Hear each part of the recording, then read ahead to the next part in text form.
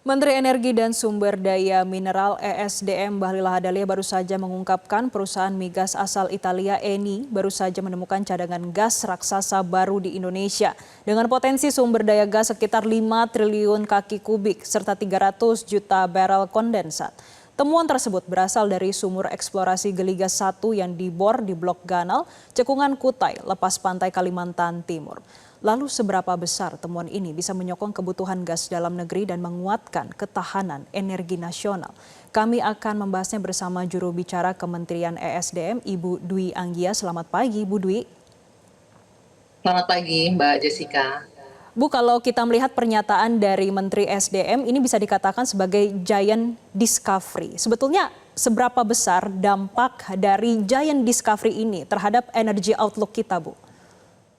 Kalau kita, terima kasih Mbak Jessica. Kalau kita bicara dampak ya, kita tarik dulu dengan kondisi saat ini. Kita tahu kondisi geopolitik yang Ya. semakin kompleks, dinamikanya juga semakin luar biasa, ketidakpastiannya juga luar biasa, ketegangan politik, fragmentasi rantai pasok global, ini semuanya berpengaruh tidak hanya kepada dunia tapi juga kepada Indonesia. Nah, alhamdulillah di tengah kondisi yang seperti ini ada angin segar nih untuk kita di Indonesia dengan adanya temuan gas in place ini di Cekungan Kutai atau di Basin Kutai sebesar 5 triliun kaki kubik gas, dan juga tidak hanya itu, ada 300 juta kondensat, 300 juta barrel per hari ya, itu kondensat ekuivalen minyak. Jadi ini temuan yang luar biasa yang pasti akan berdampak untuk pemenuhan dan ketahanan energi kita. Tapi ini kan butuh proses ya, tidak untuk saat ini. Jadi harus di-clearkan dulu ini, butuh proses setelah ada FID kemarin, POD, dan kemudian nanti akan mulai pengembangan dengan cepat. Nah, Pak Menteri kemarin sudah menjelaskan bahwa akan mengawasi langsung untuk ini, proses ini berjalan sehingga bisa sesuai timeline-nya di 2028 bisa langsung berproduksi. Artinya apa? Ketika ini sudah bisa berproduksi, ini bisa mensupport untuk industri di wilayah Kalimantan dan juga kebutuhan LPG dan LNG di sana. Seperti itu. Baik, 2028 akan mulai produksi. Bu, tapi selama eksplorasi dilakukan, sebetulnya apa yang menjadi tantangan utama? Yang pasti ada banyak faktor kita di sini ya, karena kita juga berbicara di sini kan ada FPSO, ada floating production storage oil loading juga, oil offloading di sini, dan posisinya ini kan ada di 70 km dari pesisir pantai di Kalimantan ini. Ada banyak challenge, pasti perlu ada proses pengembangan yang lebih lanjut, dan untuk mendukung ini, untuk menghadapi challenge ini tentunya akan ada fast track development, ada percepatan pengembangan lapangan. Kalau saat ini itu produksi mereka di angka 600 sampai 700 mm. Kemungkinan nanti di 2028 seperti yang disampaikan oleh Pak Menteri akan produksinya di 2000 mm, dan maksimum nanti di 2030 kita bisa mencapai 3000 mm. Dan juga yang mungkin memudahkan, lebih ekonomis dan efektif di sini, selain ada di sumur Geliga, existing sebelumnya ini juga sudah terlebih dahulu menemukan adanya sumur di gas gula. Gas gula ini potensinya di 2 triliun kaki kubik, dan juga ada kondensat di situ 75 juta BPD untuk minyak ekuivalen juga. Jadi totalnya ini kita punya potensi in place gas itu sampai dengan 7 triliun. Nah, ini dengan akan mirroring nanti dengan proyek di Geng South juga ya, sistemnya akan menduplikasi ini sehingga ini akan lebih efisien, dan juga ada optimalisasi untuk eksplorasi lanjutan. Selain itu nanti juga ini akan ada penyaluran, kita punya LNG kilang LNG Bontang di situ, sehingga sudah rantai pasoknya sudah jelas nanti akan kemana, seperti itu. Bu Dwi, untuk memastikan efisiensi biaya pengembangan untuk kelanjutannya, kira-kira ada teknologi khususkah seperti untuk subsidi khusus diwajibkan oleh pemerintah? Ya, yang pasti untuk untuk proses pengembangan ini, untuk proses pengembangan ini akan dilakukan akselerasi pengembangan dari berbagai opsi, termasuk mempertimbangkan ini infrastruktur terdekat, pasti akan dipertimbangkan hal-hal yang seperti itu. Nah, setelah ada temuan ini, mekanisme selanjutnya adalah perlu dilakukan validasi dan juga uji alir untuk melihat bagaimana kemampuan produksi sumur Geliga 1 ini. Setelah itu juga masih ada tahapan lanjutnya untuk melakukan studi subsurface sehingga bisa diketahui nih berapa sumur dan skenario pengembangan seperti apa yang diperlukan nantinya untuk memaksimalkan penyaluran gas di wilayah kerja Eni ini nantinya.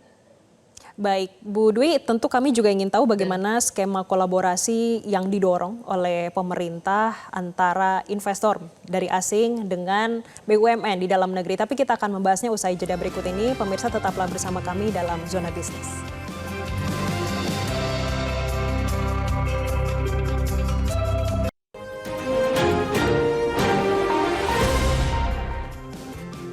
Terima kasih pemirsa, Anda kembali menyaksikan Zona Bisnis dan kita lanjutkan dengan dialog bersama juru bicara Kementerian ESDM, Ibu Dwi Anggia. Bu Dwi, kalau kita melihat apa yang sudah dinyatakan oleh Menteri ESDM terkait dengan Giant Discovery dan ini juga melibatkan Eni, perusahaan asal Italia.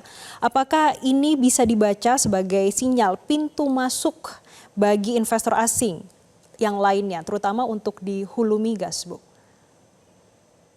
Ya, kalau kita berbicara pintu masuk untuk investor, kita masih bisa sinyal yang disampaikan ya dengan temuan ini artinya kan proyek industri di sektor hulu migas ini masih menjadi hal yang sangat menarik untuk investor dari luar karena kita masih punya potensi yang luar biasa. Dan kalau kita berbicara Eni ini juga sudah punya lebih dari 10 wilayah kerja sudah beroperasi di Indonesia. Dan yang paling penting kita tidak hanya melihat ke sana, Mbak Jessica.